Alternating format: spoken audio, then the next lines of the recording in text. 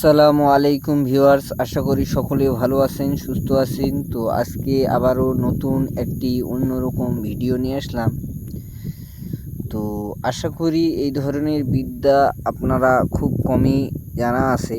তো এই বিদ্যাটা অনেকেরই কাজে লাগবে, অনেকেরই কাজে লাগবে না। তো কাজে তো অবশ্যই লাগবে, কেননা কোনো বিদ্যায় সব কিছুই জেনে রাখা দরকার, ভালো মন্দ সব কিছু। একটা যেমন ভালোও দরকার, খারাপও দরকার, বানও দরকার, সানও দরকার। তো আপনারা এই মন্ত্রটা ধূপবান মন্ত্র, দেহ হাজির করা, এটা আপনারা ভিডিওটা যদি সম্পূর্ণ দেখেন তাহলেই বুঝতে পারবেন। তো আমি সব কিছু নিয়ম উন্মুক্ত করে দেবো, কোনো কিছুই হাতে রাখবো না। তো যেমন পাতা খেলা হয় সেরকম দেখবেন রাক্ষস নর খেলাও হয়। তো এগুলো মন্ত্র আপনাকে আমি সব কিছু বলে দেবো, তো ভিডিওটা স্কিপ করে দেখবেন না।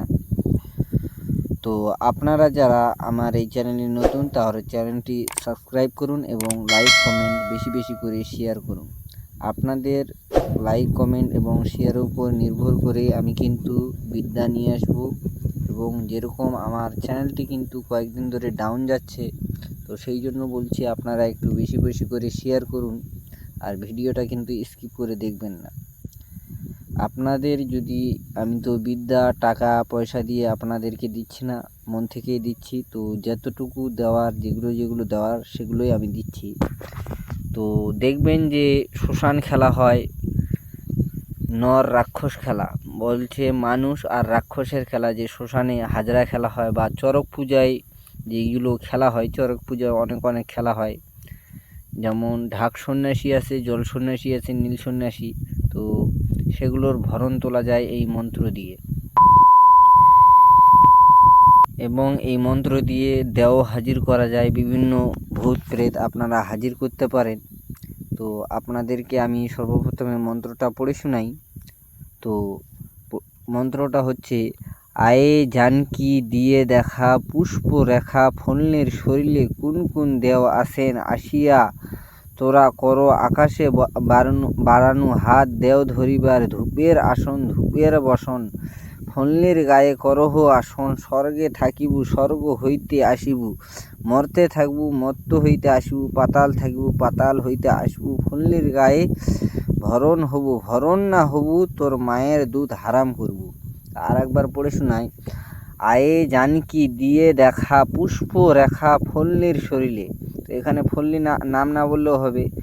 পুষ্প রেখা শরীরে কোন কোন দেবতা, এখানে যদি শরীরে যদি না বলেন, যদি শ্মশানে খেলতে যান, তো শ্মশানে কোন কোন দেও আসেন আসিয়া, তোরা করো আকাশে বাড়ানো হাত, দেও ধরিবার ধূপের আসন ধূপের বাসন, শ্মশানের দিকে করো শ্মশানের গায়ে করহ আসন।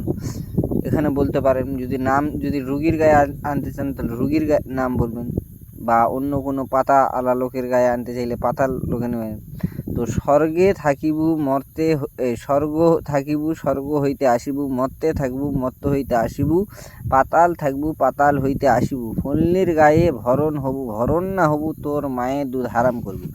তো আপনারা দেখবেন যে যেমন আরও মন্ত্র আছে, উত্তর থেকে এলো দেবী লাল কাপড় গায়ে, হাড়ের মালা গলায় দিয়া পুজো খেতে চায়, পুজো না পাইয়া দেবী দাঁতের কুড়মুড়ি। তো এগুলো মন্ত্র কিন্তু এই ধূপের আগে কিন্তু বিভিন্ন ধরনের বন্দনা আছে, তারপরে বশীকরণ আছে, বন আছে।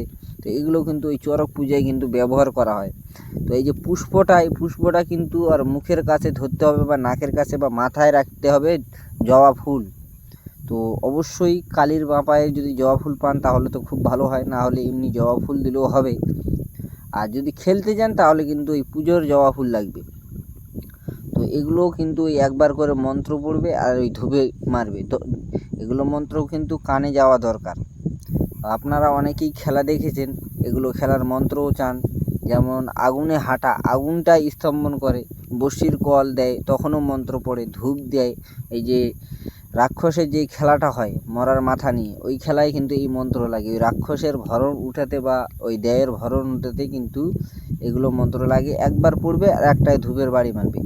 আর আপনারা যদি এগুলো রুগীর গায়ে পড়তে চান, তো ওই রুগীর গায়ে ফু দিতে হবে না, ওই ধূপ নেবেন, ধূপে এরকম একবার করে মন্ত্র পড়বেন, একটা করে ফু দিবেন। এরকম অনেক ধরনের মন্ত্র আছে। তো এগুলো মন্ত্র শিখতে আপনাদেরকে আমি ধীরে ধীরে সব কিছুই শেখাবো, এক ধরনের বিদ্যা দেবো না, বিভিন্ন ধরনের বিদ্যা দেব।